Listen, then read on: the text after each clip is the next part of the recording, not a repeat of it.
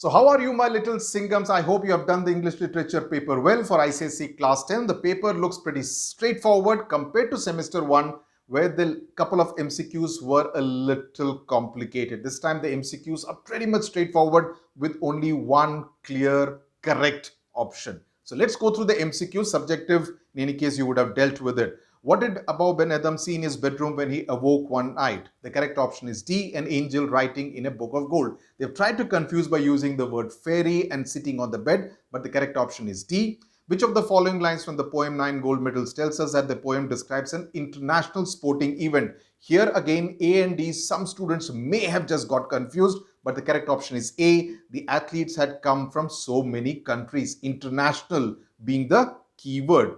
In the poem that Margaret wrote, she compares the sun to a flower. Again, because there were other references also in the story. So it's important to know, which is why I was going on harping on the fact that you need to read the text multiple times so that you know each and every word and line by heart. Very important. Oh, you didn't write that. Who said these words to whom? One of the boys to Margaret. Option D.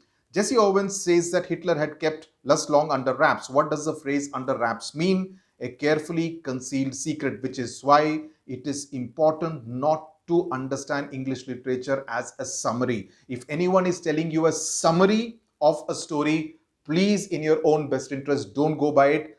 Read, understand every word and line yourself. That's the way to understand English literature. Summary will mean you will lose out on many of these small words. You will keep on thinking, under wraps kahan tha? Maine to padha hi nahi tha. Summary mein nahi bataya tha. So it's important for you to read every line and word. That's the way to do well in English literature as far as ICSE is concerned. Which Olympic event was Jesse Owens confident of winning? The running broad jump. Option D.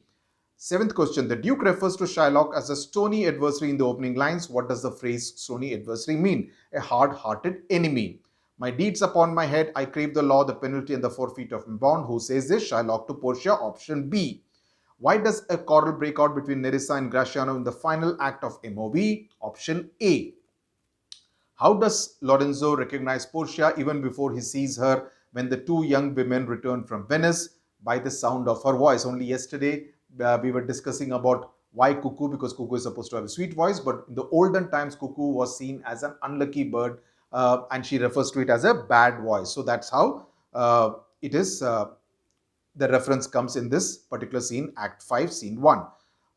One question from trial scene, one question from ring scene. The questions are pretty straightforward, straight to the text and quoting from the text. So in that sense, not very difficult. Remember what I told you. The fourth question will be the one which will be more generic in nature. That's precisely here. What does it tell us about the nature of the relationship between the two men? I told you Antonio Bassanio's friendship is an important theme.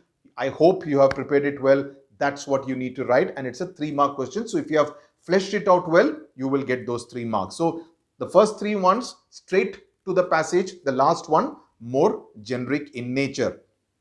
Okay, in the ring scene, they have kind of put more of very specific kind of thing, but my feeling is that many of you would have gone for the trial scene question.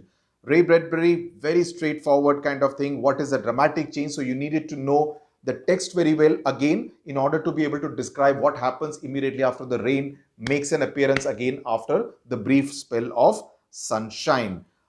My greatest Olympic prize, again, needed to know the fourth question here, again more generic in nature. You needed to talk about the Olympic spirit, the theme of friendship, and how Les Long and Jesse Owens in that sense embody that, symbolize that.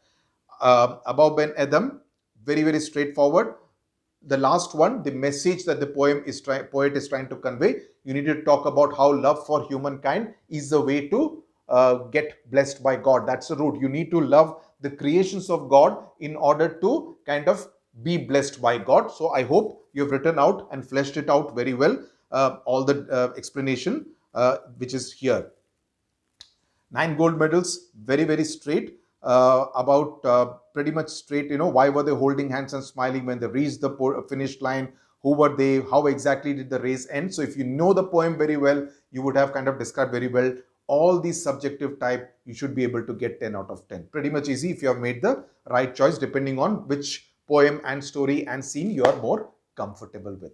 Now let's get set for history. A lot coming up here on SWS for history civics over the next 1.5 days. So stay tuned. English literature exam को फोड़ दिया है, language को फोड़ दिया है, अभी history civics को भी फोड़ना है. Okay, bye, all the best.